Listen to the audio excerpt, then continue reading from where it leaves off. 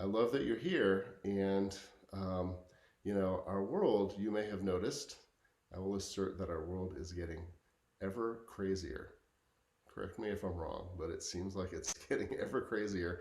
And that tends to produce in us a sense of being grabbed or triggered very easily.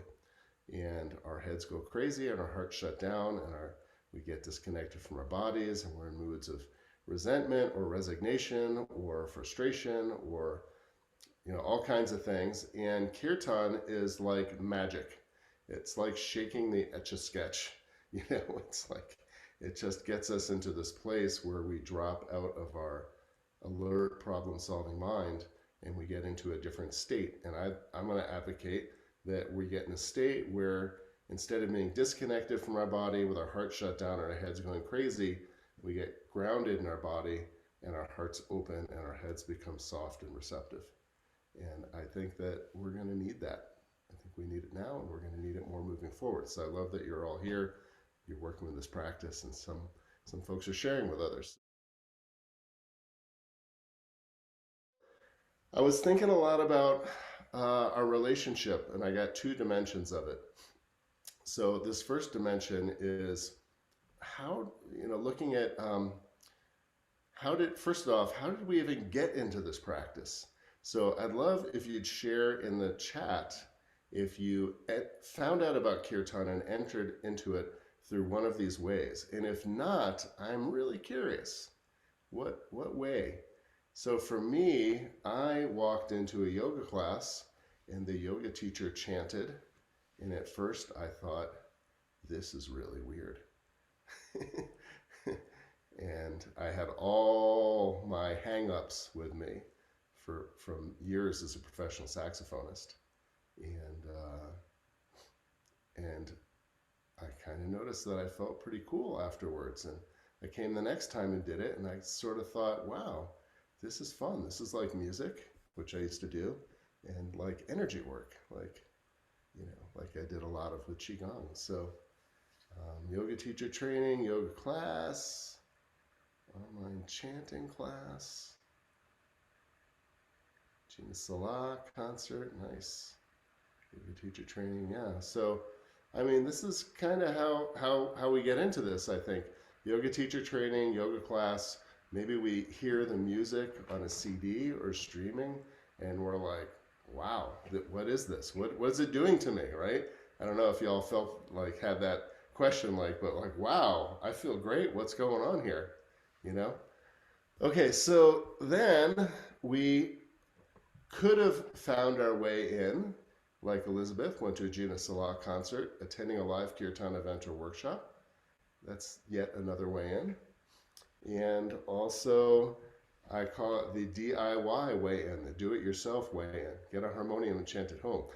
For years, I've been talking to folks at Yoga Journal and telling them, stop doing profiles of kirtan rock stars, right? That's not where the energy and the action is, and it's not where it's going to be. It's going to be the do-it-yourself, chant at home. That's the energy. That's where it's going. So anyhow, if you get a harmonium and chant at home, which everyone here does, you're basically doing it yourself. You're like, hey, I'm not going to hang around and wait for Krishna Das to come through one time a year. And I'm like the CDs and the streaming and all that, but I want to chant more often. So if you get a harmonium and you chant at home, if you're a newbie and you're in our school, you're probably doing the free class in Chant Your Life or level 1. And if you're more intermediate, you're probably doing our level 2 classes and intensives. And if you're more advanced, you're probably doing our level 2.5 classes and intensives. So just mark down if we if you've covered this terrain, just make a note so that you can chat with your buddy about it in the breakout room. So let's say you're like Anne, who's taken a level 2.5 class now.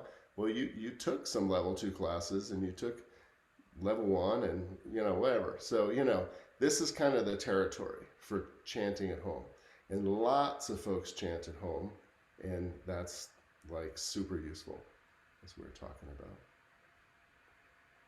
Now, if, oh, so what I want to say is here, okay, I love this language which I got from Ken Wilber. And, whenever we have levels of competency or levels of depth, what happens is we love, live, and leave. So if you were somebody who was, let's go back up here.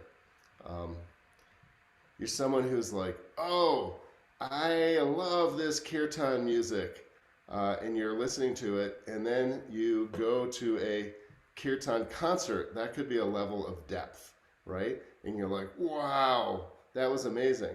And then maybe you got a harmonium, and you're like, I'm gonna chant at home, right? And so what happens is you get your harmonium and you love it, and that's Brahma, that's novelty. And then you live it, you explore the territory fully, that's Vishnu. And then Shiva comes and you leave it, it gets disrupted. And so what that means is up here, you show up as a newbie and you're like, oh my God, I took the free class. That was so cool. Let me take the level one class. And you start the level one class. It's like mind blowing. Oh my God. And then you get to the end of it and you're like, whew, that was good. Okay. I lived through that. I loved it. I lived it. And now I'm leaving it and I'm ready for the next level. Right. And then you take some level two classes. And at first it's like, whoa, this is all new. What's going on here? And then you live it for a while and eventually you leave it. And that's right where you're at. You're heading to the level 2.5 classes. So you're going into that love, love, Finally. finally. Yeah, can take a little while. All right, so this is Brahma, Vishnu, Shiva. Brahma is something that's brand new. Vishnu is something that we've been living in for a while. And Shiva is like, okay, it's time to leave. I know that at least one person here was at a intensive where I joked and I said that my job was to mess with people's Vishnus. Because, if you think about the level one class, we start out and we're playing C and G and we're moving one finger, and then we get to C, E, G, C, F, A, all that stuff, and then we get to the place where we're moving all three fingers at the same time. It's kind of like three phases. In each phase, it's like at the end, there's a disruption, and then we step into something new. It's like, oh my God, I've never done it this way. Okay, so this pattern lives everywhere in our world. It's sort of invisible because we're like fish swimming in water.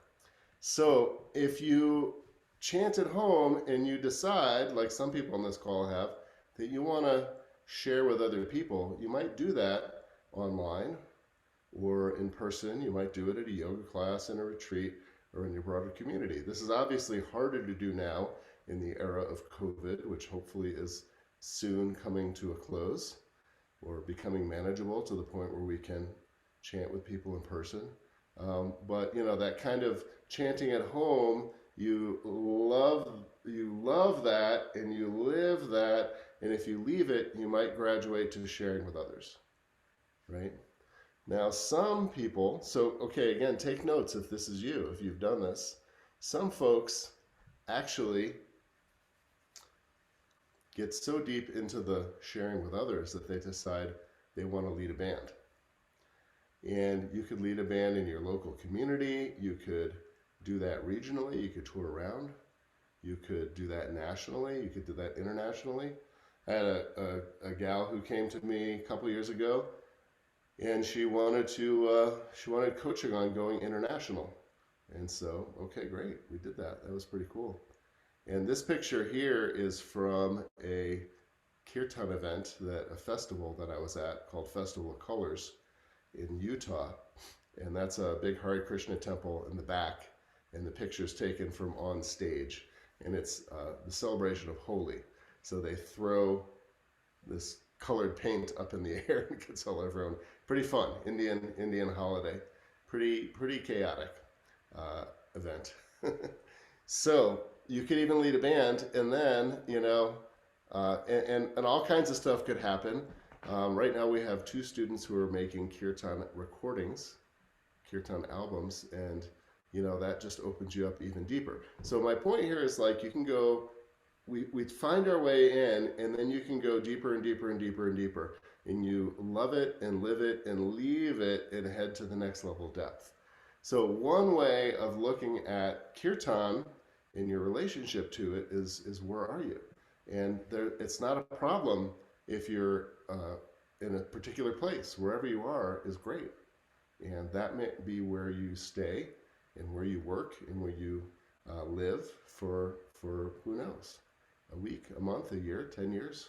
Doesn't really matter. What matters is just that you're engaging with kirtan at the level that feels right to you. And another way of kind of thinking about this is what's our orientation to our chant practice? And I would say probably starts out as occasional practice. I know it did for me. And then eventually it became daily practice. And then I started expanding and deepening by getting a harmonium and chanting at home and sharing with others and leading a band and all that stuff. So you might also take a note on, what's your orientation? Are you practicing every now and again? Or is it a daily practice? When people take our courses, I encourage them to play 5 minutes once a day or twice a day, just to get recentered. And again, all these up here, we tend to live, love, and leave, so we kind of, start somewhere and then live in it for a while. And then there becomes oftentimes a longing, like this isn't enough. I want to go deeper. I want to do more. And that longing can really pull us forward to a place where we go, okay, I'm disrupting this way I've been doing it, and I'm going to step into it at a deeper level.